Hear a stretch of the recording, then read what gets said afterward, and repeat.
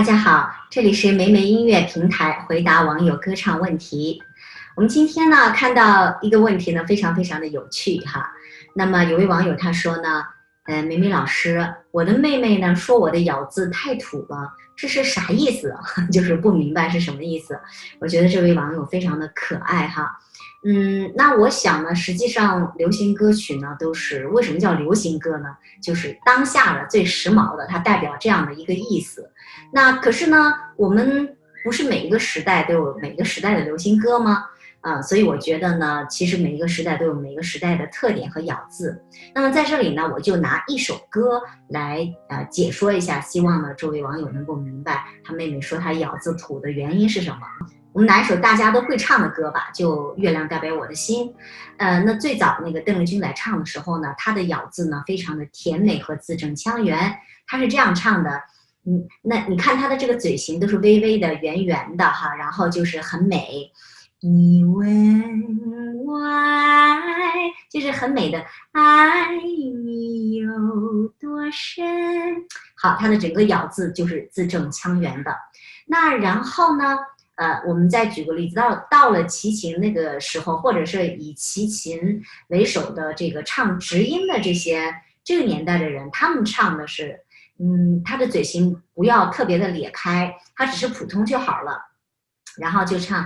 你问我爱你有多深，我爱，就是有一点点那种微微的不太张嘴，就不像邓丽君那个年代唱的时候。我爱你啊，它不是这样的咬字，是我爱你，也就这种感觉。好，那我们接下来再往下数一数呢，就到了 R&B 的这个歌唱风格。那我们会看到很多小年轻怎么唱这首歌呢？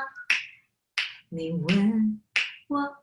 爱你有多深，我爱你有几分？你看有都不是说有几分，也不是齐秦的。有气氛，完全是不一样的，就是很现代的那种感觉。其实我觉得倒不是土不土的问题，就是看你家小妹妹呢喜欢什么样年代的感觉。那如果她喜欢特别摩登时尚的呢，她就希望你在唱歌的时候呢，这个咬字方式要跟得上这个流行的发展的时代。比如说我们刚才说到了那个邓丽君那个年代唱《月亮代表我的心》是那样的，那可能对于现在的小朋友，他可能听到这个歌是一首好歌，但是如果让他选的话，他可能更喜欢听这种 R&B 风格的。你问我爱你有多深，他会喜欢这种感觉。但是这也是有个年龄段的和人的一种和人当时生活的一种氛围，还有他的喜欢的东西。那如果说你去到东南亚，特别是去到马来西亚、新加坡这些国家，如果你唱《月亮代表我的心》的话，很多人听还是愿意听最老的那个版本的邓丽君的那种甜美的咬字，他会觉得说啊很漂亮，这个音转的特别好，好美哦，他会这样讲你。那如果你要是用 R&B 的方式唱，他会说喂，你今天没有，是不是气不够，没有吃饭呢？那我讲这个话不是空穴来风，我是真的遇到过这种情况。那大概是在10多年前吧，我是先从中国大陆去到了这个马来西亚。那然后呢，因为当时我在大陆所处的那个环境呢，已经是唱 R&B 了。我们上台唱歌的时候，已经不穿那种什么晚礼服啊什么的，都是很随便的一个牛仔裤，然后上面穿一个 T 恤，但是上面可能会偶尔有点亮亮的东西，然后化一点妆，然后唱歌呢就会比较那种很跟乐队在一起 live 特别时髦那种感觉。但是呢，去到了马来西亚也好，还有就是当然也去过新加坡，那他们的那个服装也是那时还停留在要穿晚礼服啊、长裙呀、就是整个的那种氛围完全是当时跟我在大陆出来的时候不一样。那然后唱歌的时候呢，如果你要把那个月亮代表我的心那些老歌唱成像 R&B 的感觉呢，就真的会有观众问你，就会说，哎呀，你是不是今天肚子很饿呀，没有吃饱饭呐，所以你没有气呀，所以你气不够啊？他不知道，实际上你就是想唱那种风格。因为我记得当时在演出的时候呢，我有唱2个版本《月亮代表我的心》，那么一个版本呢就是唱的原来那个邓丽君的那种非常甜美的方式，那一个呢我也想突破一下哈，就是说来一点不一样的风格，我就试着有一次唱了这种 R&B 的这种表演给当地的观众，但是呢，反馈竟然就是说，他们说你是不是没有吃饭，然后气不够，就是这样的，这不是一个玩笑，但是听起来是蛮好笑的一件事情。那所以我这样讲呢，就是说，每一个年代有它的特色的一个咬字的方式。除了每个年代和每一些不同歌曲的风格咬字有不同，我们每个人也不一样。举个例子说，像周杰伦吧，以前周杰伦的咬字呢，经常在我们在小哥的演唱会当中也会看到，他是用一种非常幽默的开玩笑的方式说，哎呀，这个意思就是说，这个周杰伦他咬字不是很清楚，但是没有关系，咬字不清楚没关系，唱片照样卖，而且是大卖特卖。他是用开玩笑的非常幽默的方式说出了他内心的一点点想法，这个想法不能说不满，但是呢，对于小哥那个时代的人唱歌真的是非常精致，是很讲究的，一定要字正腔圆哈。如果你那个字咬得那么不清楚，他就会觉得是不能接受的。但是呢，对于周杰伦他本人来说呢，这就是天青色等烟雨，而我在等你。夜色被打捞起，这就是他的特色。我就想这样表达我的这种，我的音乐，我的歌曲啊，这是我的一种 feeling。所以呢，这又跟时代没关系了，这跟这个歌手他本身的这种特色、他的个性特点有关系。所以呢，我觉得其实也不用在乎你的妹妹也好呀，你身边的朋友也好呀，